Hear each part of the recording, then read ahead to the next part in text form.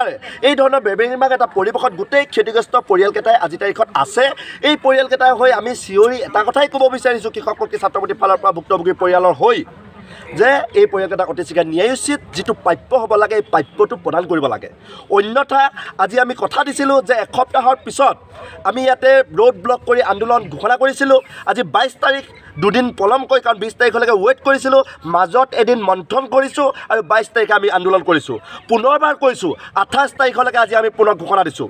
আৰু এইবাৰ ভাবিছে তেওঁলোকে কেৱল ডিৰাকৰ এই ৰাস্তাটো বন্ধ কৰিব। এইবাৰ আমি দুটা ৰাস্তা বন্ধ কৰিম।